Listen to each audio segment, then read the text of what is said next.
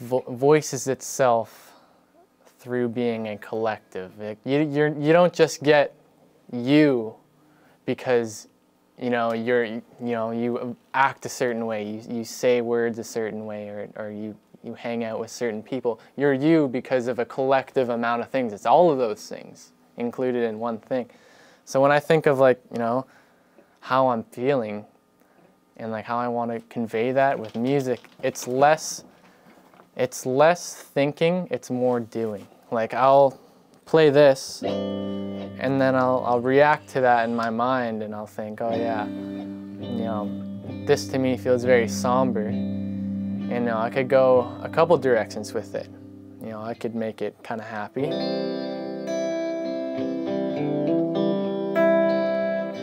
And then perhaps I'm feeling happy, but I'm unsure of that, so maybe I can, right there, that note there. As soon as I hit that, your brain does something there, and it's not quite happy anymore. Because if I just play this alone, I can even play a,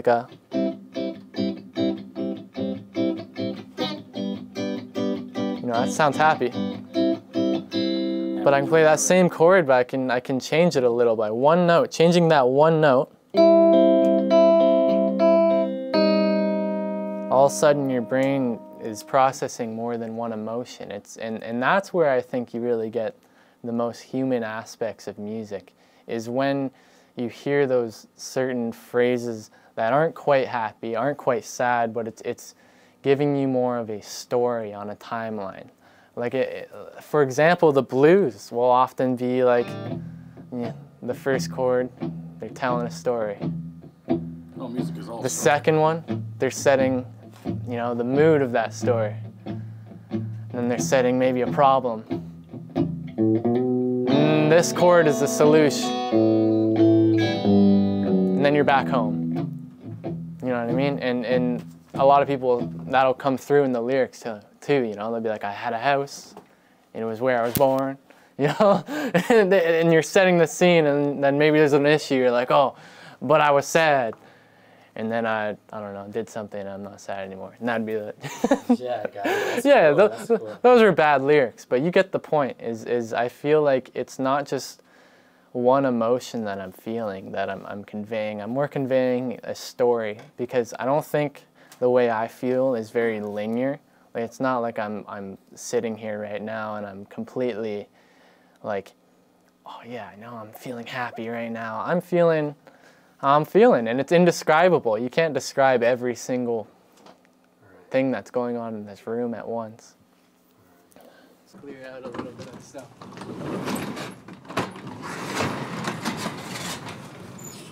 Wow. Move this out of the way. Holy fuck. This is pretty intense. But Yeah, little egg cartons. You guys need egg cartons, I'll give you some. Oh my god, is that the Paralysis scooter? yeah. The scooter, that's a cool name, Paralysis, right? Someone got paralysis on a scooter. Oh, just hit the light switch. Oh, there are two cards. This one, and I got this one. Cool. Okay. So this is this is where we practice. Wow. This is the band's logo. Where do you even get that done anyway? I'm not sure. For me, what I like about the drums is a guitar you sit there, right? But a drum, you can do whatever you want and get into it. Put as much energy as you want into it, and honestly, it sounds better the more you do. This might be a little loud. I'm not sure. It's okay. Well, no, actually, no. You were doing drums last time, and it turned out fine. Okay. It's a good thing I checked that. Oh, come on.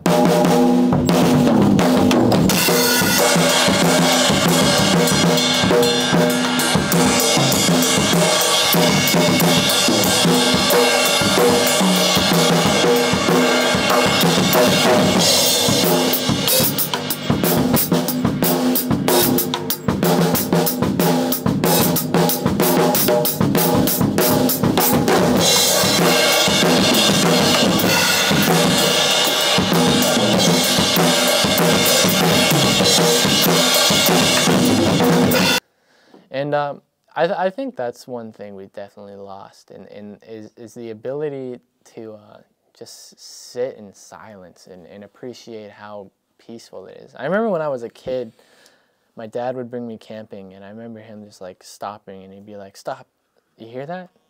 I'd be like, "No, I don't." He's like, "That's the point. You know, you don't hear anything out there." And there's always a hum in the city. There's always a hum going on. There's always like a train going by, cars on the highway, the furnace in your house is always going, or whatever. There's always a sound, there's always something. But when you're out in the woods, it's like a whole new type of silence. The beautiful part about it is I could just be free. Like I'll tell you exactly what I would spend my money on. I would buy a sack of potatoes in some vegetable oil, and that's it. And all I would do, I would go out to the forest, and I would just live out there for like 2 weeks before I needed to, do anything. And the thing about Canada, you walk any direction long enough, there will be a lake there. Go out to the forest, find a lake, and just fish. And all I would do is, fillet the fish, cut up the potatoes, throw them in the oil over the fire, and then that would just be like my lunch and dinner pretty much, was just different types of fish. And I would just live off of like $50 every 2 weeks. Not even. That's like an expensive week. I'm a big spender if $50 is what I'm spending while backpacking. No, because that's one thing I really love about Canada, is the ability to backpack. You could spend hours just on mic placement. Where I place the mic on the kick drum or the speaker.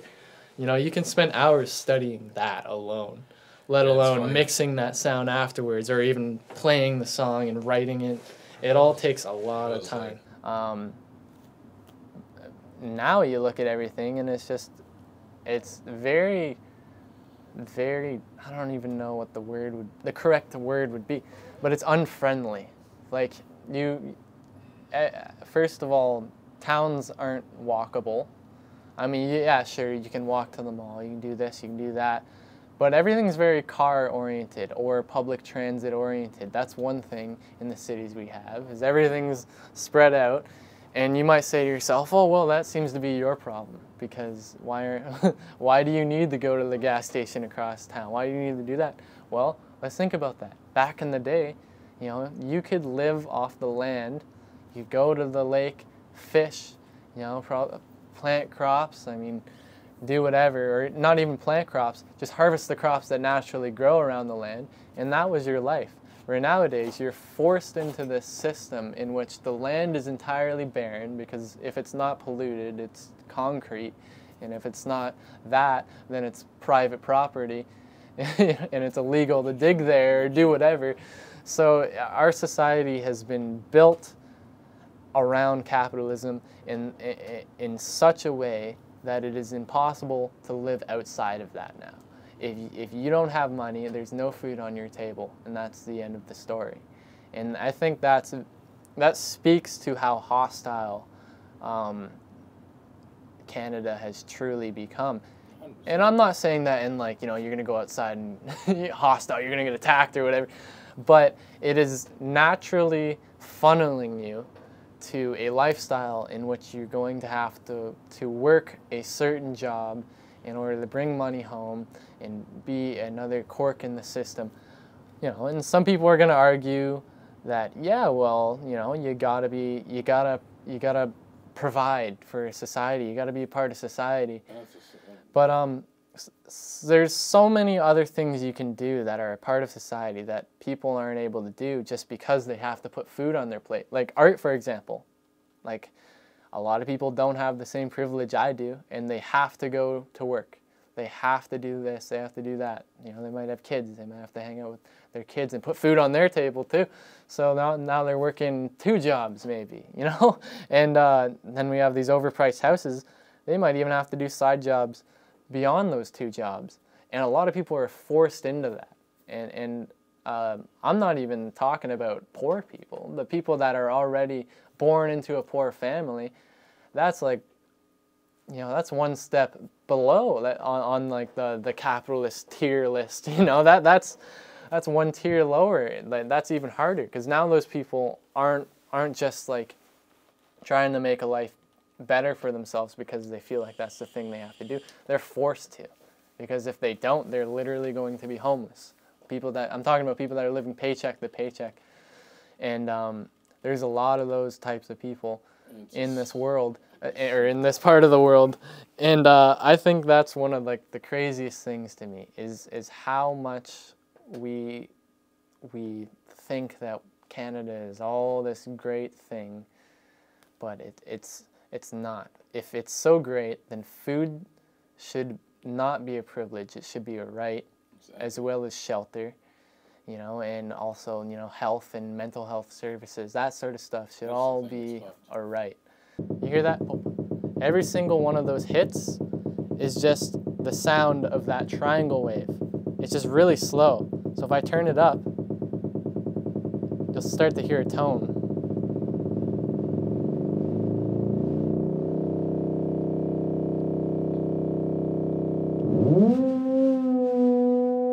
So that's what I mean when I say anything can like make music, is that is the core of it, is frequency. It's just a matter of like what you do with that frequency. Like, I'll show you a basic patch here.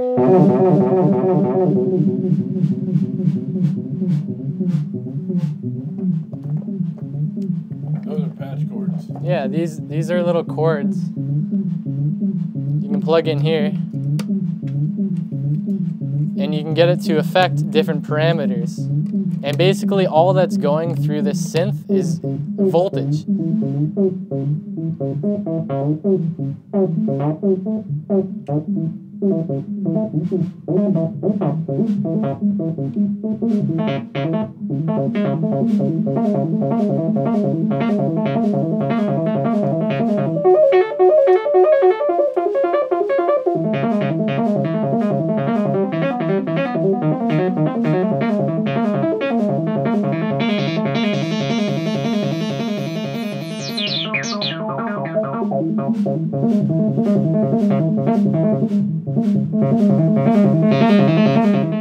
But yeah, so that's just another one of the things that I like. I don't just like guitar or like bass. I like things that make sound, because to me it's a very rich art form, in that like it is so primal and it's so in your mind that it's impossible to ignore it. I mean, babies will dance to music. You know what I mean? It's not something that's taught, it's just in you. And then that's why I like things that make sound. I think for me, I look at it like this. Like, it depends on like what you want to do and why you're doing it. Me too. Like, if you're making art for the sake of, you know, wanting to make a living out of it, for whatever reason, maybe it's your passion like it is for me, then yeah, you might want to look at it more of a business where you can gear it, you know, towards the consumers, so it's easy for them to pick it up and understand it. But for me, like I said, that begs the question: why are you doing it? What are you getting out of playing music and learning all this stuff? And for me, it's less of like I'm making stuff for the consumer, but more so I'm making it for me. Because if I wasn't doing it, I'm not sure what I would be doing, like with my time. Like, I don't see what my life would be without music, essentially, because otherwise I'm just another guy, you know. And there's nothing wrong with that. Like, I don't think it's wrong to not be a musician or not be into something. But for me personally, it just feels right to create. And for me, this is how I like to create music. And the way I look at it is I sacrifice not having, you know, a lot of money.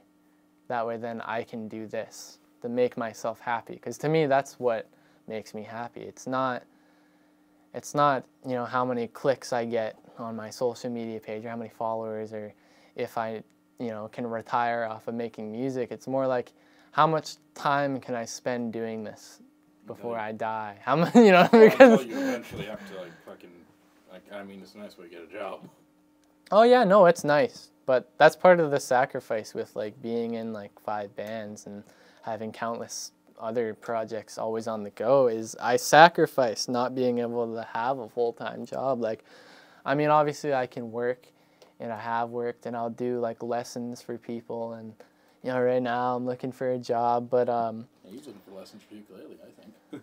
dude, I can show you, but for me though, it was a sacrifice I had to make, because when I was working, I was working, you know, just a high school job. I was working at a grocery store, and I was doing that for a few years in high school. And during the pandemic, that was when I decided I need to get out of here, because it was just miserable. It was, yeah. Well, I was the only, you know, like out of most essential jobs, being a grocery store worker was, you know, one of the things that I think was underpaid during the pandemic. No, like we got like a $2 thank you raise for like 2 months, and they took it away.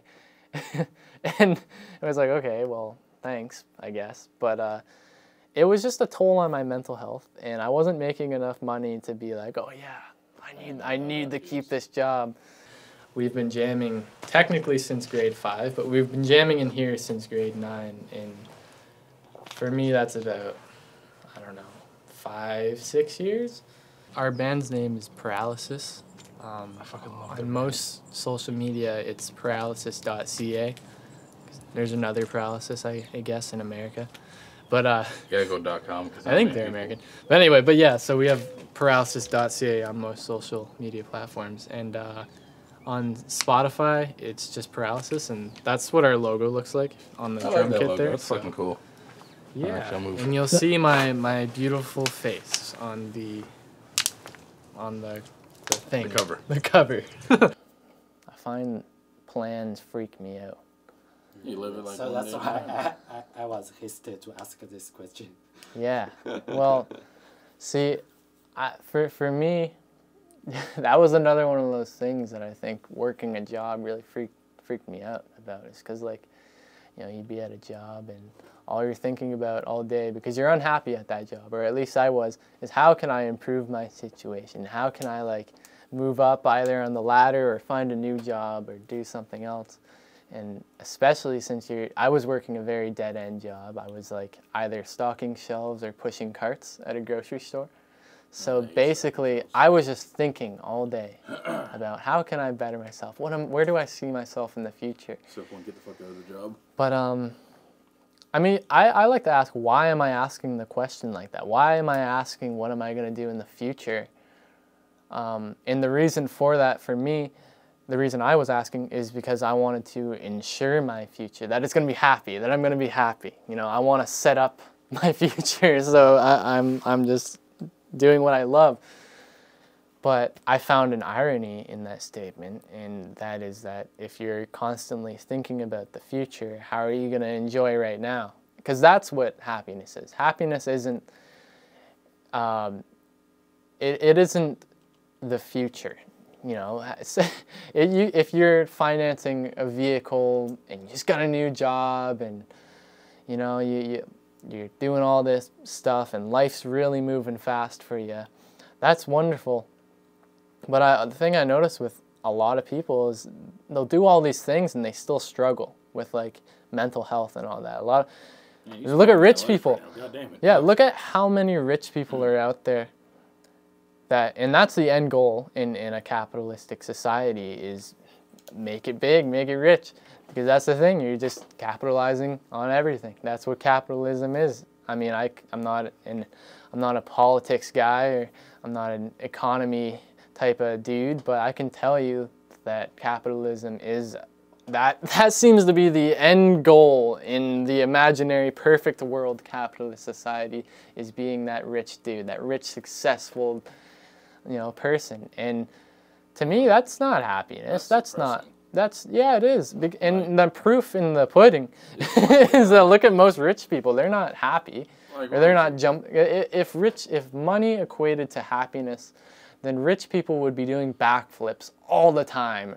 Are you kidding me? Like that. If I could let go of the idea of having a ton of money, like I said earlier, I sacrificed that job and having like all that money so I could make music. The reason for that is not because I'm like a pathetic person and I can't work a job. It's because it's not your it's not me. Yeah, it's just like I would rather. You seemed uncomfortable anytime I saw you. Oh yeah, man. No, I hated it there, and you know, it's hard for me to even like like hang out with someone and they're like just talking about their job. You know, it's like I've had a lot of friends like that because I'm at that age that like a lot of people are discovering their route. You know, they're just out of high school and they're like, I need a job, and I'm noticing a lot of my friends going from these people that you could talk to for hours about music and art, and now they're that person that just talks about, they're either too busy to talk in the first place, or all they talk about is their job. Why are you sounding like my life right now? Yeah. God damn it. Yeah. You're literally speaking like my inner thoughts is that every day. You're just fucking like, you're the voice of my inner thoughts. Yeah. I mean that in a nice way. way. I think because more people think that way than they even know themselves, because a lot of people think this way, but they don't know it. That's why a lot of people are unhappy, in my opinion, is because they know this in their mind. They know exactly what I'm talking about. That's why they're unhappy. Otherwise, they wouldn't be unhappy. Their brain knows before they know, because you know, that's how most emotions work. It's not like you plan to be happy. Sorry. No, it's all good. Wait, doesn't your girlfriend play guitar? Because I remember I saw something. Yeah, I've been teaching her. Okay. Teaching her a little So here's how we're gonna do it. Now you can tell me this works good. You're my second in command of this. If we're gonna like talk about it like army, you're the second. My girlfriend on vocals, I on bass, your girl on the guitar, and you on drums. Yeah. There we go. That might work. I think. Lady in distress, we call herself. She might want to. I don't know. At the same time, it's like, Yeah, I've been applying like crazy on like online, like I don't know if you know Indeed. I'll use that one. Yeah, it's like this thing. Just has a bunch of jobs, and I'll apply here and there to things, but for the most part right now, I'm in a place of privilege, and I admit that, in which I'm living at home with my parents. And that's not exactly a bad thing. Like, I'm living with my parents still, too. Mm-hmm. A lot of people look at it like, oh, you're a fucking piece of shit. It's like, well, A, the economy's bad. B, I feel better here. Yeah, and I you know, there's a lot of cultures that, you know, that's completely normal for the like multi-generational homes. Like, for my culture, because I'm Maltese, the way it works is if you don't have, like, a wife or house, happy life, you live with mom and dad until you are ready. Yeah. Which is my culture. Yeah, and I'm not even saying like I'm obviously I'd like to have a place of my own and I'd like to carve out a future and everything.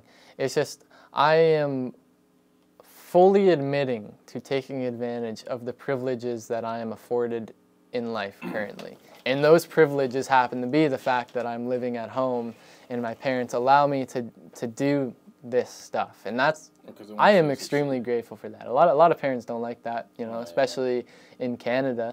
Like I said, there's other cultures and stuff, but in Canadian culture, it is very like looked down upon. Like I find a lot of people I talk to about music, they have a million questions about this and that, with like what the future looks like, what your financial security is, and all that.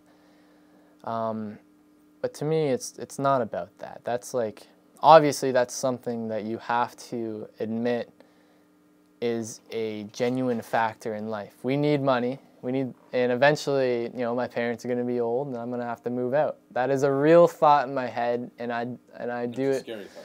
It is. It can be intimidating. But for me currently, the way I see the future playing out is hopefully one of my 6 or 5 whatever bands will take off. And I don't even care if I'm famous. I don't want that. It's more so it would be nice to make enough money that I'm living. You know, I'm able to put food on the table. That's all I really want. And that has nothing to do with money. That just has to do with living. That's the thing with Canadian culture. It's not just one culture. It's multicultural, and I think that's one thing that a lot of people get wrong with Canadian culture. Is a lot of people assume it's just one thing, and it's going to be a consistent thing amongst 100 people. You ask 100 people what Canadian culture is, they're going to give you 1,000 different answers. You know what I mean? No one can keep their story straight around here, man, because we all come from somewhere else. I mean, you want real Canadian culture, go to a reserve and speak to the natives. There you go. And that because we are just people from Europe and wherever. Like honestly, and this is the blunt truth. Yeah, you and I and your girl and shit. He sounds pretty good on the guitar too. I was gonna do that eventually. I wanted to get like multiple bands touring and then playing them all. Oh fucking, we got one. You're the drummer I've been hearing about. I am the drummer. Did you do these?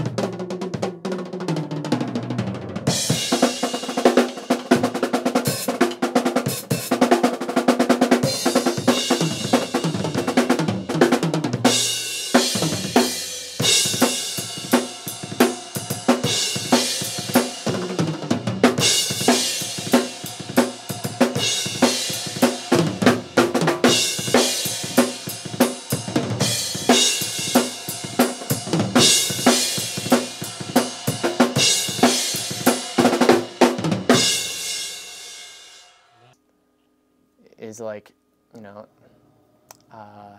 it's not, okay, so, sorry.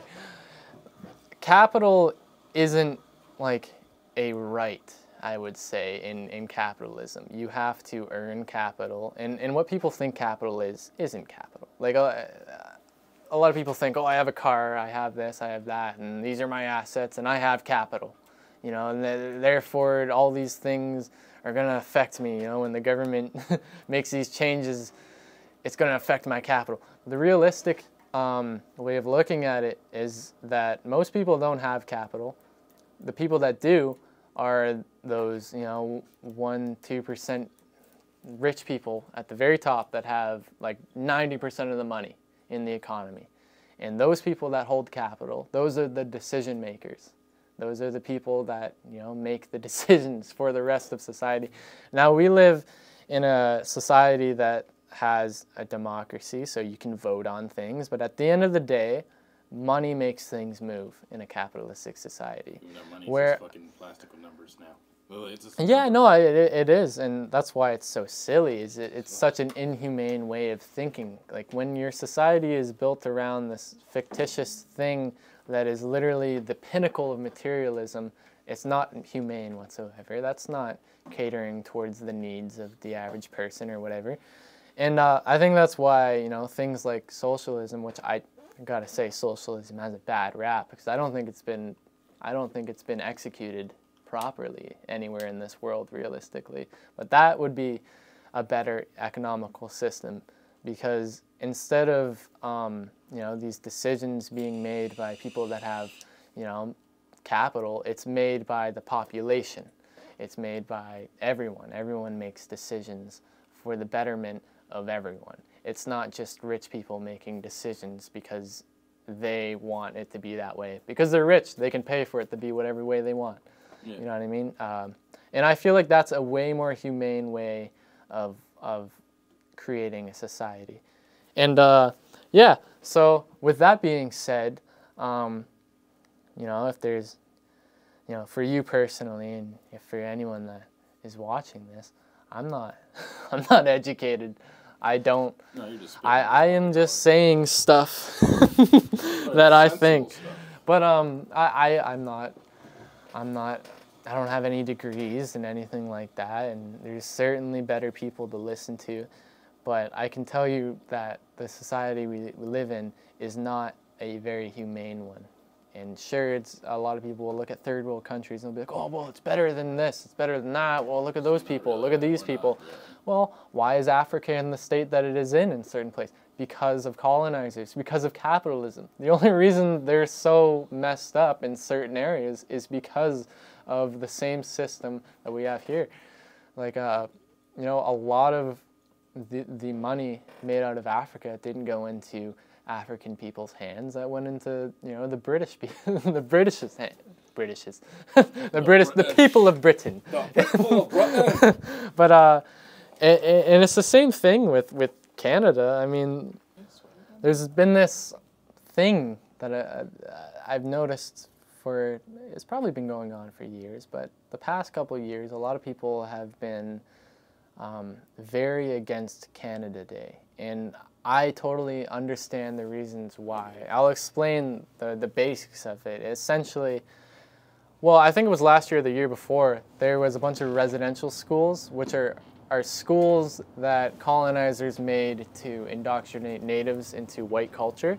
They tried to kill the Indian, quote unquote. Yeah, that and just recently, a lot of like children's bodies were just unburied from unmarked graves.